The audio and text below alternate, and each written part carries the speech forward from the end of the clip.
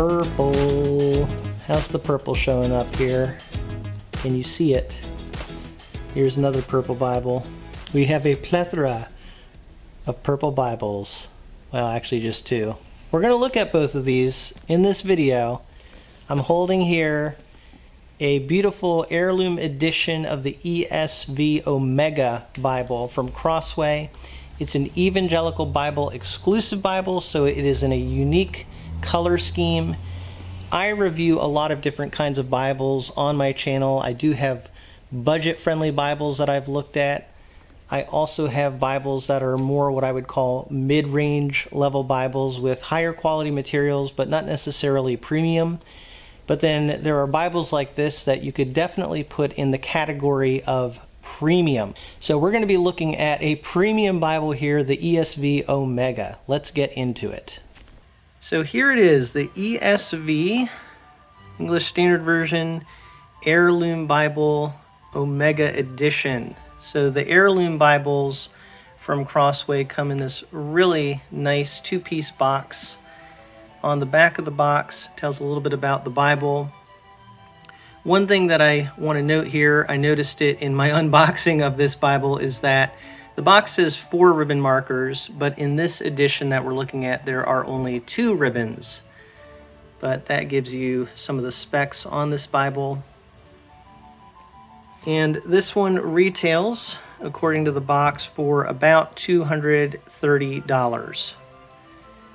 So about $230 for this Bible, and this one is going to be in the royal purple goatskin.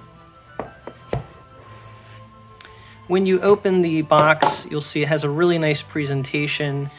This one is from Evangelical Bible. There's their card for evangelicalbible.com.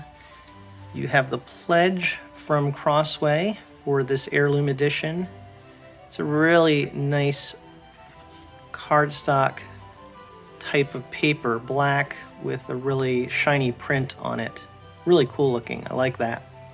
So nice presentation with those, as well as this velvet type of wrapping for the Bible.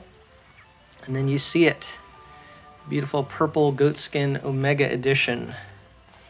So one thing I want to show you is, as I was showing earlier, Zondervan has a purple Bible, NRSV, in their Premier collection, and I just thought it might be interesting to take a good look at how the two purples compare to each other, as well as the goatskin.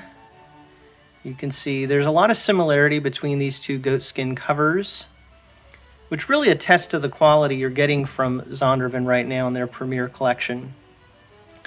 And they're both perimeter stitched, but very different form factor. This is a personal size NRSV, not a reference Bible.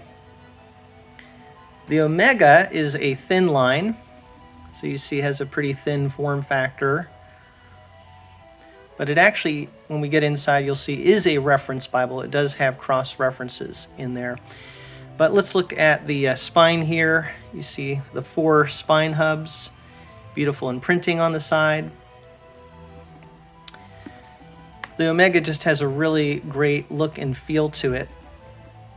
Being a thin line, it's very easy to handle. Still looking at the construction here, you have this gilt line framing the text block. It is an edge line construction here. So a lot of things that I show on other premium Bibles, but just to do a quick run through here so you can see, you got the cardstock in the front here, presentation page, some family records pages, all on kind of a semi-gloss cardstock, then title page,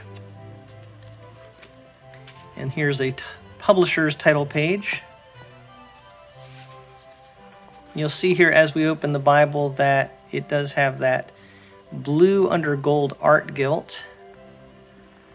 And I was honestly pretty disappointed. I don't know what it is about publishers lately. They don't want to put a purple cover with red under gold art gilt. They seem to go with blue under gold or blue under silver lately with the gold goat skin covers. So that's disappointing to me because I really would love to see more publishers put the red under gold art gilt with this purple color. I think that would be a better matching color scheme.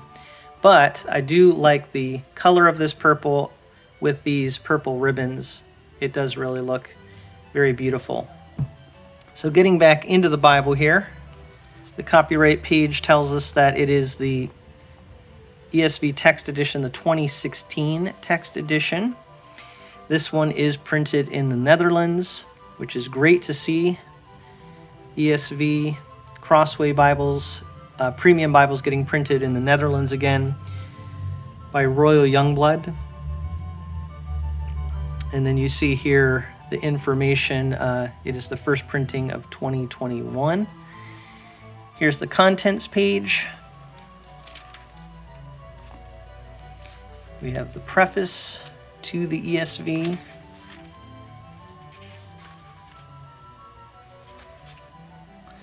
Also features that are included in this edition. Title page for the Old Testament.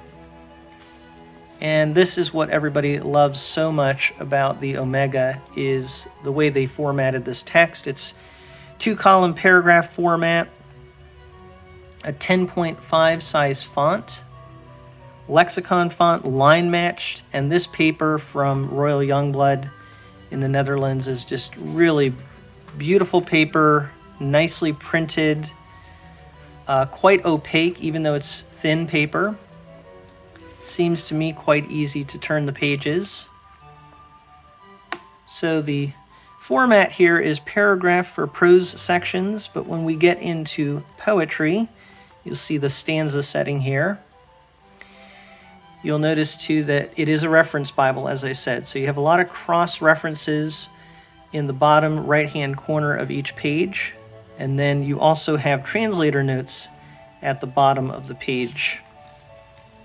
More on the left side of the page, it looks like, is where you see the translator notes. So just a really great, versatile format, quite easy to read. Even though it's not made to be what you call a reader Bible, it's still extremely readable and yet quite portable. And just to show you how this format here has really become kind of a classic, even the ESV Creeds and Confessions edition, from what I can tell, uses the exact same format that you see in the Omega. Jonah, this first page here, looks the same.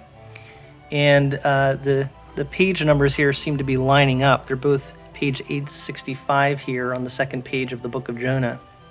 So the Creeds and Confessions Bible is probably a little bit thicker paper. It's not a thin line, and it has the Creeds and Confessions in the back of the Bible, so it is a thicker Bible overall. I do have a review on this Bible if you're interested in it, but I just wanted to point out the similarity in format. And not only has ESV used this format in other Bibles, but other publishers have really taken cues from what the Omega achieved here in its presentation and formatting. So when we get into the New Testament, you have the New Testament title page. And looking at the first pages of the New Testament, you see here in the Sermon on the Mount, the words of Christ are in black letter text. Just a really beautiful Bible. Let's get to the back matter here. After the book of Revelation, you have a table of weights and measures, the concordance, and then after the concordance, you have your ESV maps on a semi-gloss cardstock paper. So a lot of stuff you've seen before if you're familiar with Crossway Bibles, but I do want to also show this in comparison to another Bible that people might be interested to see. The size comparison here between what we're looking at, the Omega, and an ESV Quentel. And this is a Quentel that is more recent with 28 GSM paper, which I think is what you're going to have in the Omega too. Both printed and bound in the Netherlands. You'll see the Quentel is a little bit thicker but they are quite similar in their height and width. So that's really interesting just to see that there's a lot of similarity, but the Omega is a very thin Bible, quite thin, even compared to the Quintel. It is a bit thinner. So you can see there the difference in size. But when you get inside, formatting wise, there are also some differences here, as well as similarities. You can see the print in both of these is fantastic, beautifully done.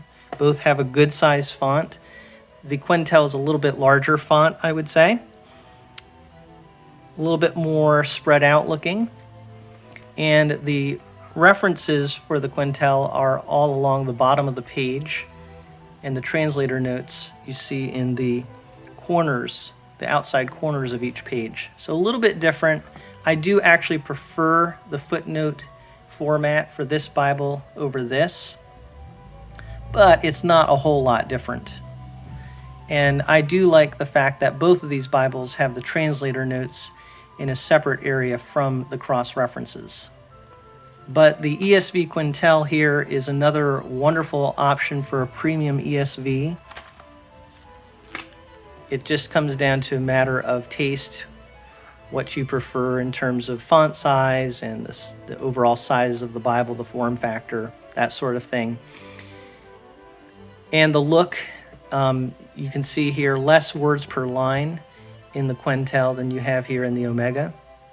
But if anything, you might end up with less one-word lines in the Quintel than you do in the Omega.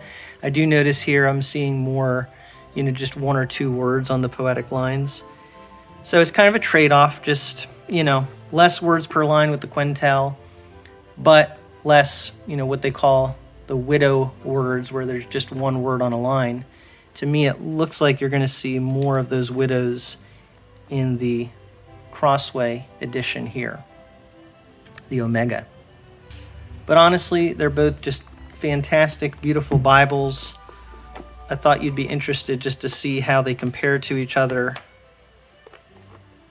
So that's a nice overview and comparison of the ESV Omega. So now that we've taken a good look at this Bible, I want to close off this video and just talk about some things that this Bible is particularly good for. It's not a wide margin Bible, obviously. It's not considered a reader's format, but as I've already talked about, the form factor for this Bible is great for carrying around. It is really good for what I would say are preaching and teaching settings because of the form factor. You can lay it on a pulpit or on a desk very nicely. It has a really good size font that you can see from some distance, which is great. If you're teaching or preaching and you're looking down at the pulpit or the podium, it's easy to see the font in this Bible. And as I've been saying, it's just really easy to hold, to carry, to transport. You can put it in a backpack quite easily. As you can see, you can hold it in the hand very nicely. So it's just a great all-round use type of a Bible, and I can see why the Omega format has been so incredibly popular. I will leave a link in the video description so you can see where you can purchase this Bible if you're interested. I would also love to see any comments or questions that you have in the comment section. But thank you so much for watching this review brought to you from a Frisch perspective.